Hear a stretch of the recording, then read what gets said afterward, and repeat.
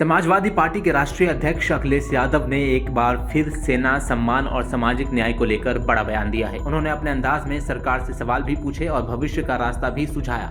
बात सिर्फ राजनीति की नहीं रही, बल्कि यूपी के युवाओं, फौज में जाने के सपनों और शहीदों के सम्मान से जुड़ गई है। अखिलेश यादव ने कहा है कि उत्तर प्रदेश जैसे बड़े राज्य में आज तक एक भी मिलिट्री स्कूल नहीं है, जो बेहद हैरान करने वाली बात है।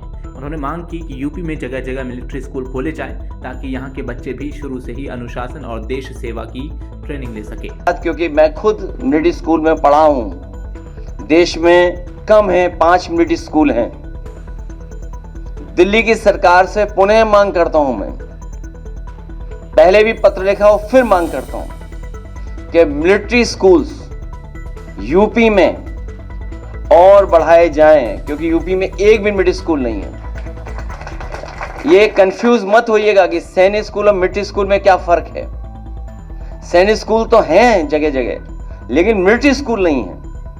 मिलिट्री स्कूल केवल 5 हैं। तो हमारी मांग है कि उत्तर प्रदेश में भी मिलिट्री स्कूल बनाए जाएं।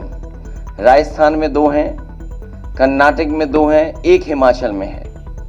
बेलगांव, बेंगलोर, अजमेर, धौलपुर और चैल 5 ही मिलिट्री स्कूल हैं। तो हमारी मांग है कि जब उत्तर प्रदेश से देश के प्रधानमंत्री बनते हैं और उत्तर प्रदेश के डिफेंस मिनिस्टर हैं,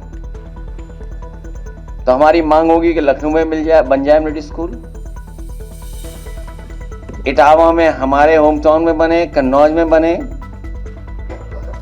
बनारस में भी बन जाए। ये हमारी मांग है।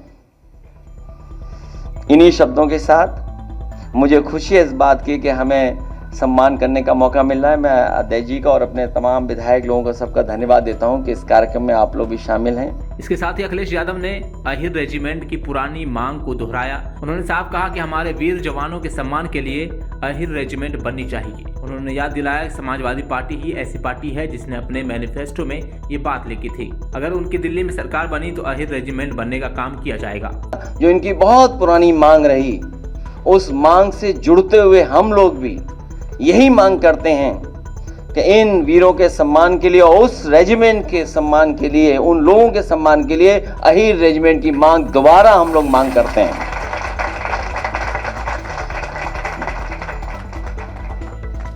मुझे याद है देश की किसी पॉलिटिकल पार्टी ने अपने अगर मैनिफेस्टो में कभी लिखा तो वो इकलौती समाजवादी पार्टी थी जिसने अपने मैनिफेस्टो में ये डाला था कि समय जब भी हमें सरकार बनाने का मौका मिलेगा, दिल्ली की सरकार बनेगी, तो हम सब लोग मिलकर के अहिर रेजिमेंट की बनाने का काम करेंगे। आज उस मांग को दोबारा हम लोग दोहराते हैं। अपने बयानों को और गहराई देते हुए अखिलेश यादव ने शायरी के जरिए भी तंज कसा।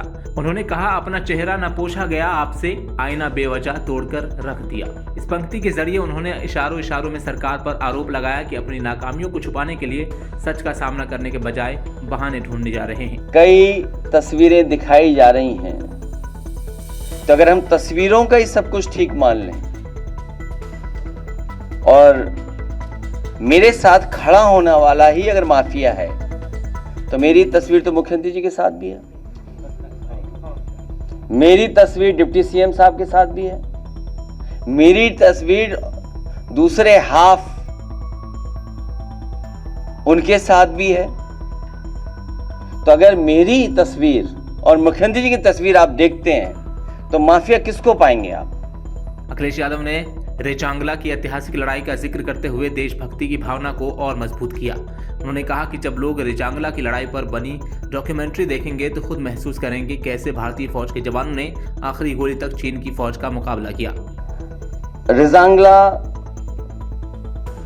जो लड़ाई थी उसके बारे में जब आप डॉक्यूमेंट्री देखेंगे, बीबीसी की डॉक्यूमेंटेड हिस्ट्री की, तो आप खुद महसूस करेंगे और बहुत से साथियों ने देखा भी होगा कि किस तरीके से हमारे फौज के यही जवान लोगों ने आखिरी बुलेट, आखिरी बॉडी तक चीन की फौज का मुकाबला किया। कुल मिलाकर अखिलेश यादव का ये बयान सिर्फ राजनीतिक भाषण नहीं था, बल्कि यूपी के युवाओं, फौज के सम्मान और शहीदों की याद को जोड़ने की कोशिश थी। Bureau report, dynamite news, Lucknow.